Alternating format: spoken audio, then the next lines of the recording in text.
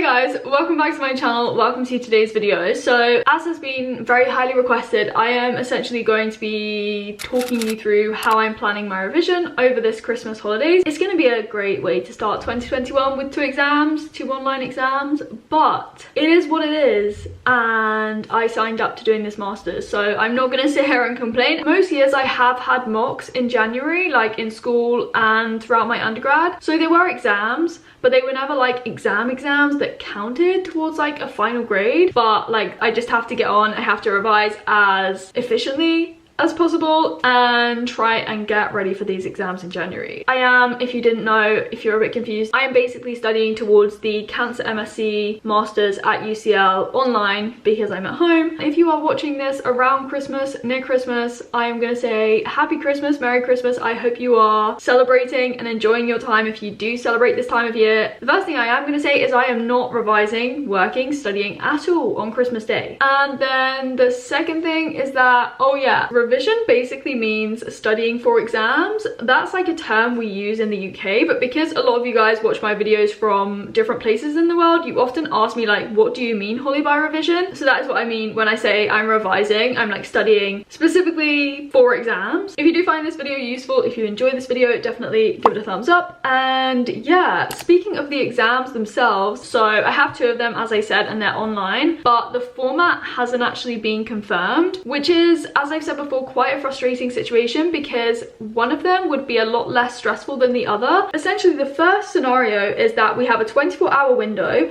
and within that time period we have to complete a 2-hour timed exam, and that exam is timed and online. So that's like how they want it to be, and that's what we're kind of preparing for because that's the more stressful situation. Very much on the flip side, the alternative situation is that we have no timed exam. It's just a 24-hour period to complete an exam that should really only take like 2 hours. And as you can imagine, that is so much less stressful. We are not going to be told apparently until the new year, so literally like a few days before the exam we're going to be told which format the exam will take. The biggest worry with that 2-hour timed exam is that, like, you know, what happens if my Mac like explodes? I always go on about my Mac exploding, but what happens if it explodes?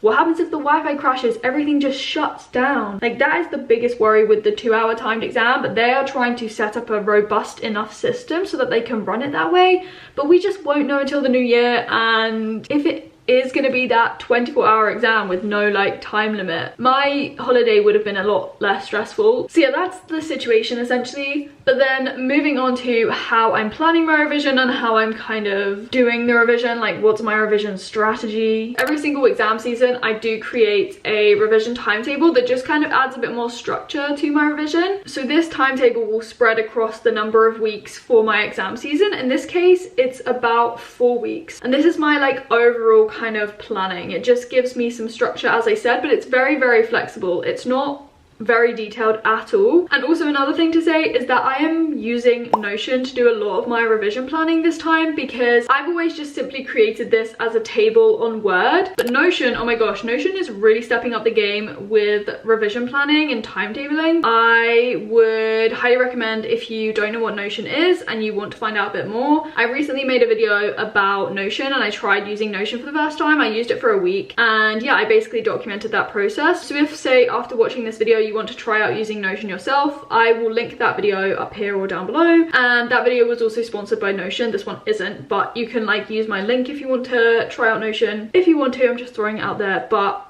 yeah, back to what we're doing though now on Notion. So I will share my screen so you can see what's kind of going on. So as you can kind of see, I have my revision timetable. As I said, it spreads over like 4 weeks. This first term at UCL, we've studied towards 2 core modules. So those are core module 1 and core module 2. So I have a CM1 exam and a CM2 exam. And then as you can see, my timetable is very, very simple. It just has whether I'm revising core module 1 on that day or core module 2. So I'm essentially alternating, and it has worked out so that the day before my core module 1 exam I'm revising core module 1, and then I revise core module 2 because that is my second exam. I also just want to say that, you know, like just because I've put in, say I'm revising core module 1 on a certain day, it might mean that I only do like a half day or like a few hours of revision. It's just a very flexible kind of schedule for the 4 weeks entirely. The next thing is basically like, how do I then decide on each day which topics I'm going to be revising within that core module sort of thing. So I basically have a separate page on my Notion that is dedicated for revision. It has links out to my revision timetable and then also some key themes. As I then scroll down on this page, you can see that I have 2 tables, one for core module 1 and one for core module 2, and that basically lists all of my topics within those modules. And then next to each topic, I basically have a star rating, which is like how confident I feel in that topic,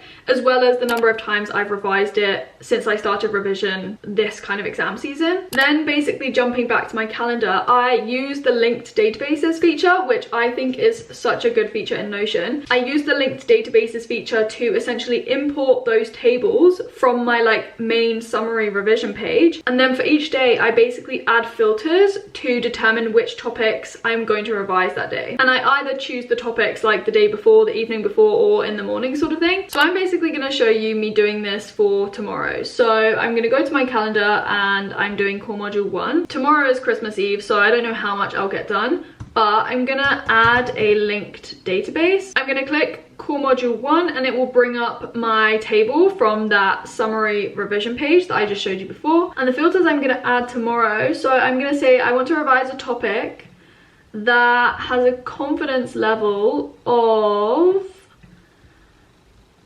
1 star.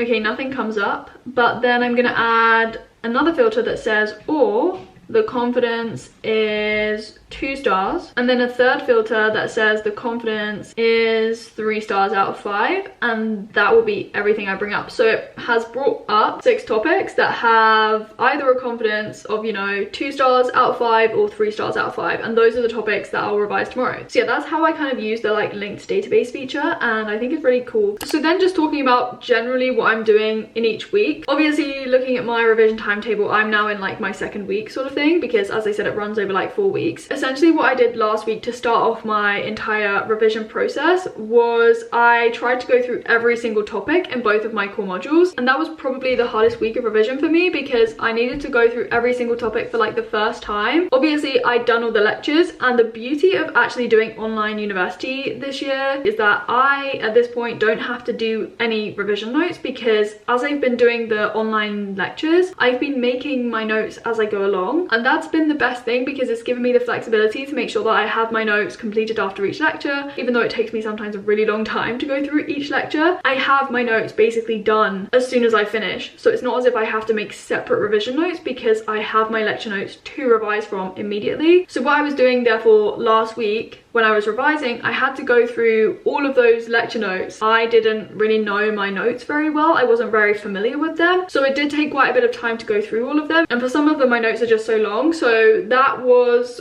quite an intense week, but I did manage to do it. There is actually one outstanding topic still. I don't know why, I just haven't done that yet. But I basically managed to essentially do all of that. This week, next week, week 3, and then week 4 leading up to my exams are basically me just like revising and like keeping on revising just to like solidify information and try and literally memorize it. Repetition really is key. I literally just have to get information cemented in my brain, because I didn't say at the start, but my exams are multiple choice. A ton of facts need to be like crammed into my brain, and I just need to know it. That's literally what I'm doing. Okay, so in terms of then revision techniques, how am I like actually learning information? I am going to basically link the video that I made most recently about revision, because I'm still using the same strategies, and that video will give you a very detailed overview of what I did during my undergraduate and what I'm still doing now during my masters. So yeah, I have my notes already made. My notes are like the backbone of my revision. I have a mixture of plain paper, handwritten notes, and then typed notes on my Mac. In my first week of revision, I was essentially going through those notes, as I said, for the first time, and I was just trying to make the key information stand out, like emphasize it, not using highlighters because I don't like highlighters, but with my type notes I just write things in bold, and then when I'm handwriting I just like underline things or I circle information. I just try and make the key pieces of information stand out, and that is what I generally do as I'm reading through my notes. But I will be actively writing stuff down alongside. I just have to be writing or scribbling things down when I'm learning. It's a very like active process for me. And then once I kind of know my notes, I then have to do loads and loads and loads of rounds of just writing things out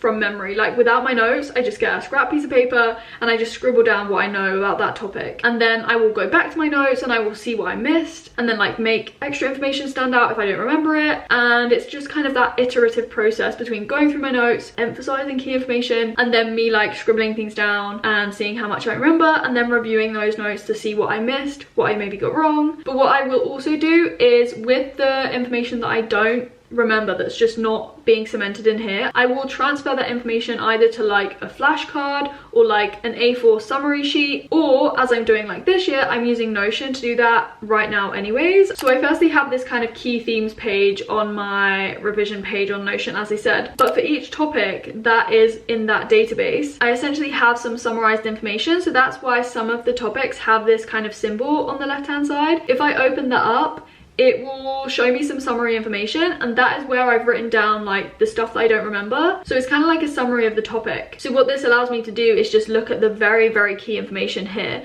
or the information that I'm not remembering, and that's just really great because instead of having to go back to my full notes, which might be like, I don't know, sometimes up to 15 pages type pages long, I can just look at the summary on Notion, and it's actually really good. And I really like the toggle feature for doing this because I just ask a question and then I write the answer underneath it. So yeah, that's kind of like my revision. The last thing I want to talk about is like motivation. Like, how am I finding the motivation to revise, especially during the Christmas holidays when it's a really like fun and festive period. It's like one of the best times of year. I love Christmas. I'm trying to not stress out too much. It's easier said than done. I'm just trying to get on with it as much as I can and do my best, because that is all you can do. Like, you can only do your best. What I really want to remind you with revision is you have to think of the bigger picture. I know sometimes we can just get swamped and we just feel super overwhelmed because we're just simply revising for an exam that is going to give us a grade on a piece of paper or through an email. Like, it just sometimes seems pointless. But I really try and remind myself, and something that I do love about like learning and revising is that, you know, it's so empowering to be able to just talk about a topic without having to use any of your notes, to just literally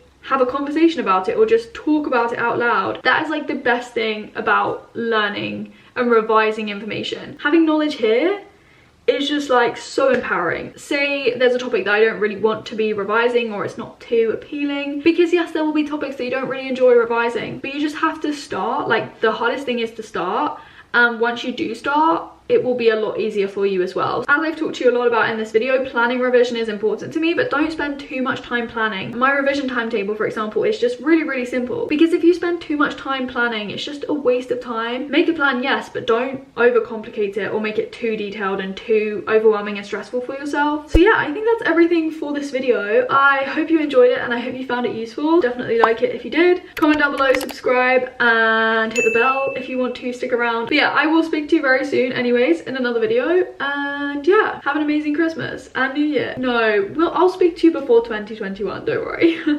But yeah, bye.